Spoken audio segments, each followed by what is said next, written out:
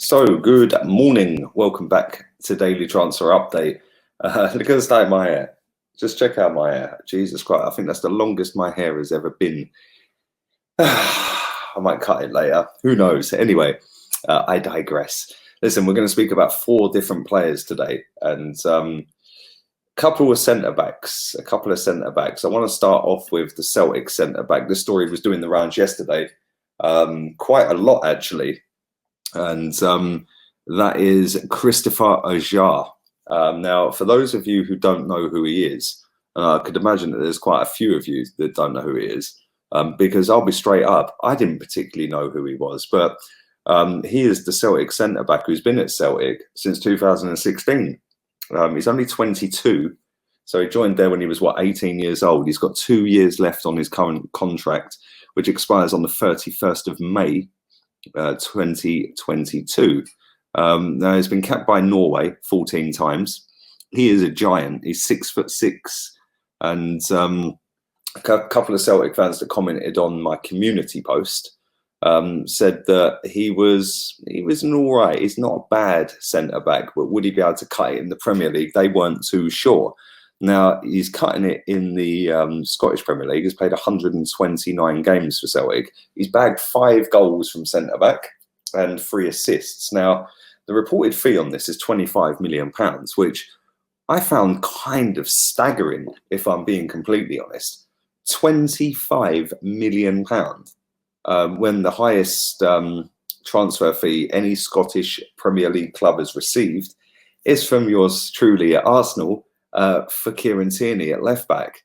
And I don't quite understand where this £25 million fees come from. Listen, I've never seen the guy play, so I'm relying on some of you guys. Some of the Celtic fans that watch this channel said that, look, he's not a bad player, but I don't think he'll be that great in the Premier League.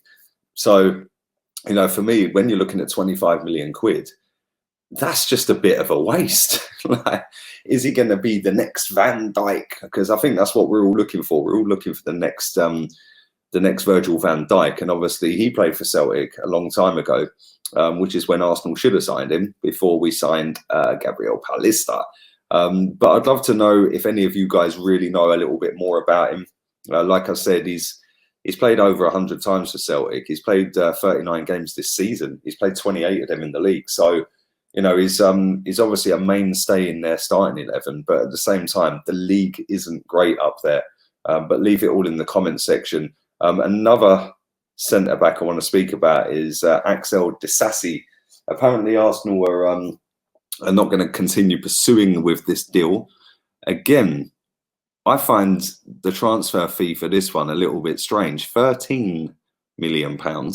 Now, he only has a year left on his contract, but I find it a little bit of a strange one. Apparently, Mikel Arteta wants a left-sided, left-footed centre-back, which then moves us on to Pablo Mari. Now, Pablo Mari, out of the 3 that I'm about to speak about, there he is. Out of the 3 of them, he is the cheapest option. He's also the oldest option, and he also plays for Arsenal right now on loan. So I'm just looking at it thinking, are Arsenal going to go down the cheap route and go for somebody like Mari, who's already at the club? If the season continues, then we can use that as a stepping stone, a pre-season. He's already come out as well, Pablo Mari, and said that he wants to stay in London. He wants to stay at Arsenal. He said it was fantastic what he did at Flamengo, but he wants to stay at Arsenal. But out of the 3 of them, I'd have to say I'd probably pick Mari, if I'm honest. I don't know a great deal about the lad at Celtic. The other lad, Axel Disasi, I'd never heard of him. That doesn't mean he's any good or not any good. But at the same time, 13 million quid, you've got a year left on your contract. There's a reason why there ain't teams queuing up for you, mate. Is he all that? I don't know. I'm sure somebody will get a decent deal out of it somewhere along the line. Let's move on. If I can find him. I do this every day. I should be more prepared, really. There he is. Let's move on to Thomas Partey. Atletico Madrid is said to be in talks to extend his contract by 1 year.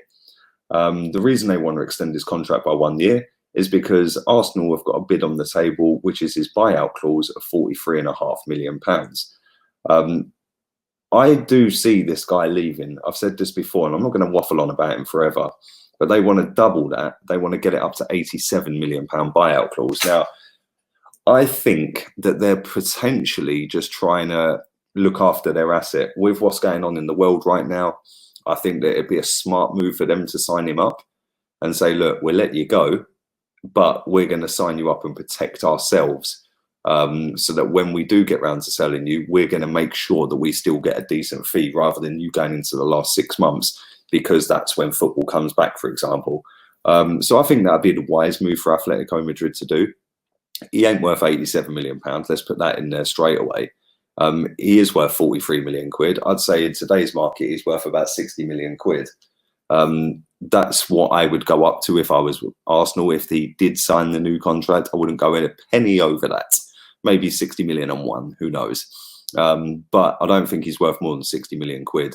And I'd love to know your thoughts on that. Do you think he should sign a new contract and then we get him when we know what's going on?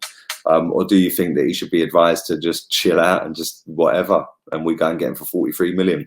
I do think he is leaving. I've said that before. I've also said before that I think he will end up going to Barcelona. I think he's the ideal kind of Busquets type of player, the Rakitic, somewhere in that mould between the pair of them, isn't he? He's a good passer, but he's also a very good defensive-minded player, more of a box-to-box than anything. But there we go.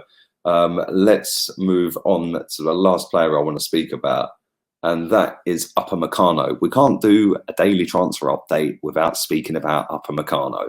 Now, he has come out and said that he wants to play in the Premier League, which has set every single football fan of every single Premier League team worth its salt into meltdown. Oh, let's get Upamecano. Listen, I'd love Upamecano at Arsenal. I'm sure Man United would love him there. I'm sure Chelsea fans would love him there. I'm sure Spurs and City and Liverpool, I'm sure they'd all love him. The fact is, he has got a massive decision to make. He's not going to cost that much money. Because he's going down to the last year of his contract, he's going to cost around 40 million quid. Now, the fact that he's come out and said, I want to play in the Premier League, means, for me, he's doing one of two things. He's either trying to get a new contract at Leipzig, or he does want to play in the Premier League. Personally, I can't see any reason why he wouldn't want to play in the Premier League. It's the most watched league on the planet, isn't it? So I do think he will come to the Premier League, but whether that's Arsenal or not remains to be seen. The thing with him is, you know, I've seen a lot of people, I see a lot of you guys in my comment section saying, listen, he's decent, but the guy stood next to him, Konate, is better. And, you know, for £40 million, I don't think it's a risk, because he is only 20 years old. If he comes in and don't really do it, you've got him on a 5-year contract, you can bin him after a year and you still get your money back. It'd still go to a decent sized club as well. If it does work out, your quid's in a year or 2 years time, because you're going to double or treble your money on him when you sell him to Barcelona or to Real Madrid. So for me, it's a win-win. I don't think there's any way you could potentially lose on that deal. The only problem is every single club is going to want him because of the fee of being £40 million. Do you think he'll come to the Premier League? I'd love to know your thoughts on that. I'd love to know your thoughts on Thomas Partey. Axel Disasi as well. Leave that in the comment section. Also, Agier, Christopher Agier. Leave that in the comment section as well. I'd love to know your thoughts on all of that. Don't forget, I will be doing my Premier League transfer update. That is ready to go for 10:30. So make sure you keep your eyes peeled for that. Stick a thumbs up on this video and subscribe if you're new. I would also today be back again on the gaming channel. Link in the description for that one. Nearly on 2,000 subs. That's going really well right now. And we're going to go with the worst team on FIFA. We won everything apart from the Premier League with Arsenal. We made them great again. I won a Champions League. I won in Europe. In fact, I won in Europe 3 times with Arsenal. Europa League, Super League, Super Cup even, and then the Premier, then the Champions League. But we're going to go with the worst team on the game. We're going to try and make them great. So come join in at 12:30 on the gaming channel. Keep your eyes peeled for the 5 o'clock stream and the 9 o'clock stream tonight. They won't be streams. I don't know why I keep saying it. They will be uploaded videos for the foreseeable. Have a wonderful, wonderful Wednesday. Laters, peeps.